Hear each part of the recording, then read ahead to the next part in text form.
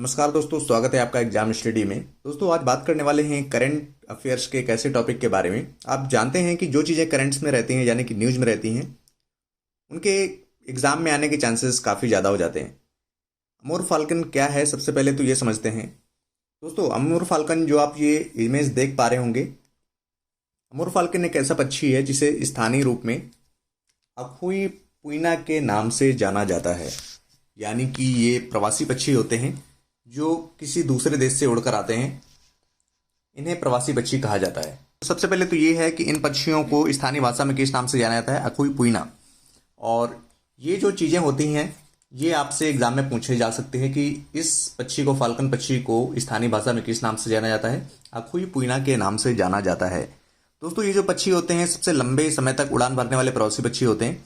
और अमूर फाल्कन ये लंबी दूरी के शिकारी प्रवासी पक्षी होते हैं, यानी कि एक लॉन्ग डिस्टेंस,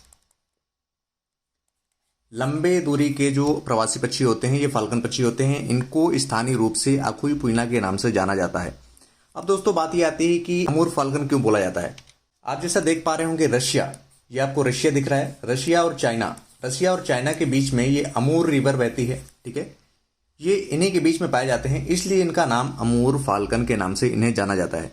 दोस्तों ये जो पक्षी होते हैं रशिया, चाइना, अफ्रीका, ठीक है, रशिया, चाइना, अफ्रीका, यहाँ से लगभग 22,000 किलोमीटर की दूरी यानी कि 22,000 किलोमीटर की दूरी तय कर आते हैं। और ठीक है, ये मई और सितंबर के बीच में अगर आप इनको देखेंगे तो ये सितंबर यानी कि मई और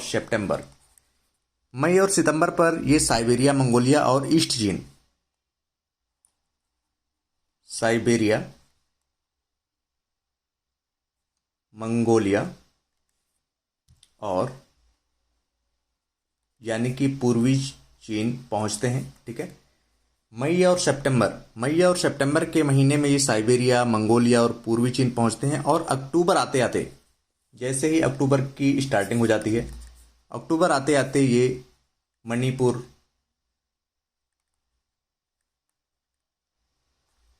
नागालैंड, इन जगहों पर देखने को मिलता है। ठीक है, इसलिए ये और मणिपुर, ये जो हमारा नॉर्थ ईस्ट वाला एरिया हो गया, मणिपुर हो गया, नागालैंड हो गया, आपका अरुणाचल प्रदेश हो गया, यहाँ पर आपको ज़्यादा देखने को मिलते हैं। अब ये बात आती है कि ये अभी हाल ही में खबरों में क्यों है। मैं आपको बताना चाहूँगा कि मणिपुर का जो ये तामेंगलोंग और ये जो आपका सेनापति वाला एरिया है, ठीक है, यहाँ के जिलाधिकारियों ने क्या कहा है कि अब अमूर फाल्कन जो पक्षी हैं इन पर किसी भी तरह का ना तो शिकार किया जाएगा और ना ही हत्या की जाएगी और ना ही बिक्री की जाएगी। इन पर प्रतिबंध लगा दिया है। कहाँ पर? तामेंगलोंग और सेनापति इन एरियाओं पर और इन जगह के जो जिलाधिकारी हैं उन्होंने रोक लगाई है कि फाल्कन यानी कि अमूर फाल्कन पक्षियों पर ना अभी किसी भी तरह का शिकार होगा, ना ही हत्या और ना ही बिक्री की जाएगी। इस वजह से अभी हाल ही में चर्चा में रहा। तो आपसे ये भी पूछ सकते हैं कि किन जगहों के, यानी कि हाल ही में जो मणिपुर में, यानी कि मणिपुर के कौन कौन से एरिया हैं, तामेंगलोंग और आपका एक हो गया सेनापति। ठीक है, इन दोनों जगह में क्या हुआ है कि ना ही हत्या की जाएगी, ना शिकार किया जाएगा और ना ही इनकी बिक्री हो सकेगी। करता हुआ कोई पाया जाता है तो उसके ऊपर कड़ी कार्रवाई की जाएगी।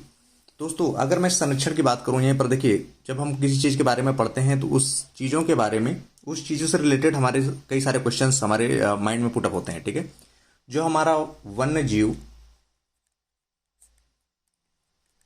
संरक्षण अधिनियम है 1972 में आया था, वन्य जीव संरक्षण अधिनियम। इसमें कहा गया था अनुसूची 4A। ठीक है, अनुसूची 4 यानी कि वन्य जीव संरक्षण अधिनियम कब आया था? 1972 में। उसकी अनुसूची 4 में कहा गया है कि किसी भी तरह से जो हमारे प्रवासी पक्षी होते हैं, ठीक है, IUCN के according, international union for conservation of nature, यानी कि IUCN के अनुसार ये कम से कम चिंता का विषय है फाल्कन पक्षी। ठीक है, बहुत सारे आप देखते हैं कि रेड डाटा बुक में जो हमारे इंडेंजर्ड स्पीसीज होते हैं, जो कि खतरे में होते हैं, ठीक है। तो अगर इनके हम कंजर्वेशन की बात करें, संरक्षण की बात करें, तो ये बहुत ही कम चिंता का विषय है। अच्छी इन्फॉर्मेशन जानने के लिए गाइज आप मुझे फॉलो कर सकते हैं। Thank you.